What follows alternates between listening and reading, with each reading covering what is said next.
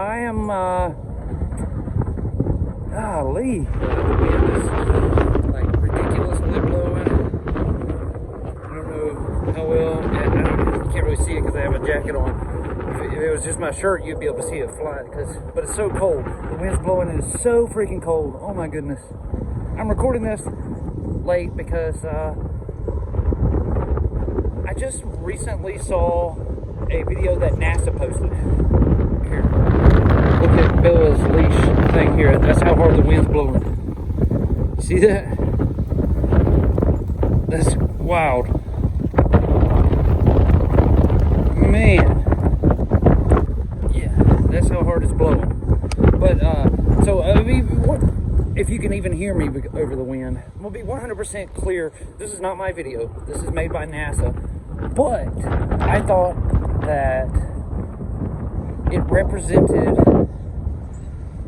NASA's new lunar missions. You know, NASA's planning to go back to the moon by 2024, and I've talked about it a few times, including their new spacecraft Orion. And I thought that this was the best representation or description of the plans that I have seen out here. I've not seen anything that explained it better than this. So that's why I'm out here this late talking to you guys. I'm going to show you the video so you can see what I'm talking about, and hopefully by the time you get done watching it, you will understand what I'm saying. Like, I mean, it's very descriptive. It tells you exactly what they're planning to do, what's going to be different. You know, it's going to be a lot different than Apollo, a lot different. So, at any rate, here's the NASA's video. Between 1968 and 1972, America launched 9 human missions to the moon, 6 of which successfully touched down, allowing 12 men to walk on the lunar surface. NASA's next chapter of lunar exploration, called ARTEMIS, has the task of not just going to the moon to create a long-term human presence on and around it, but also to prepare for ever more complex human missions to Mars. In short, everything we must be able to do here, we must first do here. So, what will an Artemis mission look like? Everything is designed and tested with our most important element in mind, the astronauts. This is their deep space, human-rated spacecraft called Orion, built in 3 parts. The crew module, where up to 4 astronauts will live and work throughout the flight. The service module, with life support systems for the crew and its own engine and fuel reserves. And a launch abort system, with engines capable of pulling the crew module to safety during launch should anything go wrong. To accomplish the task of launching our crew and heavy payloads, NASA is building the Space Launch System, comprising of a cargo hold, an exploration upper stage, a massive core stage, and 2 extended solid rocket boosters. Altogether, this is the world's most powerful rocket, and it exceeds the legendary Saturn V of the Apollo era in numerous ways. Sitting on the launch pad, the entire rocket, fully fueled, weighs just over 6 million pounds, 5.2 million of which is just the fuel. Once ignited, there is no stopping what comes next. All 4 RS-25 engines and the 2 solid rocket boosters come to life, thundering our crew upwards. 2 minutes after ignition, the solid rocket boosters are spent and released. 8 minutes after launch, the core stage is depleted and separated. The upper stage fires briefly, placing Orion into a parking orbit around the Earth. Here, the crew reconfigure the spacecraft and check systems to confirm everything is ready for deep space travel.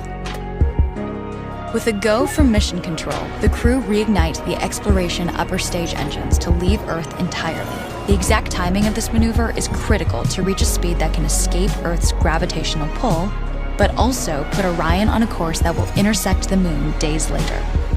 Once this burn is complete, the upper stage of the SLS is jettisoned and the crew aboard Orion coast for several days toward all that awaits them at the moon. Approaching the moon, we see the fundamental differences between Artemis and Apollo.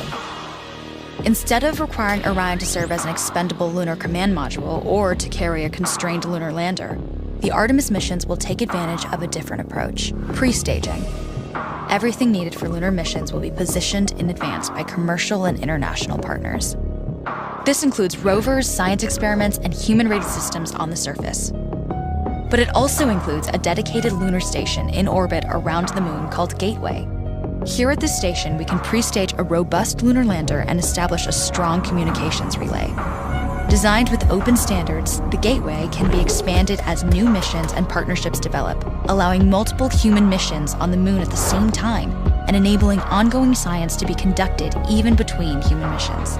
The Gateway is also capable of adjusting its orbit to allow access to every part of the moon, something the Apollo missions could not do. But the real key in this approach is placing Gateway in a unique halo orbit to perfect the maneuvers needed for Mars missions. And with the growing list of commercial and international opportunities, Gateway is the ideal hub between Earth and all that lies beyond. Returning to our crew as they approach Gateway, the Orion must match the elliptical orbit of the station in order to successfully dock.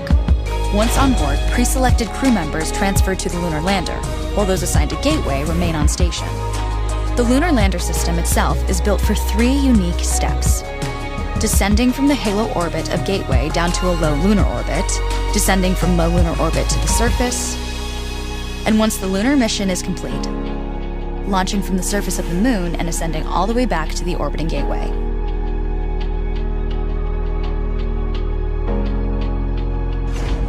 Once back aboard the Orion spacecraft and undocked from Gateway, the crew fire their engine once to break out of the halo orbit, and once again to sling the spacecraft around the moon, placing it on a multi-day trajectory back towards Earth. As they near the end of this journey, the service module is released, and the crew module is oriented heat shield first. Entering Earth's atmosphere at 25,000 miles per hour, the friction of air slows Orion considerably, while also subjecting it to temperatures of 5,000 degrees.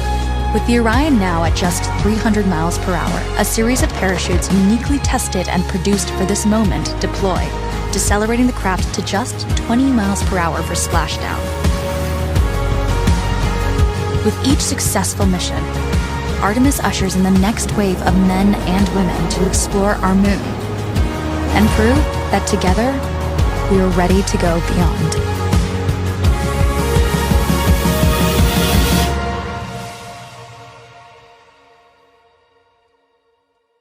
So, yeah, that's really awesome.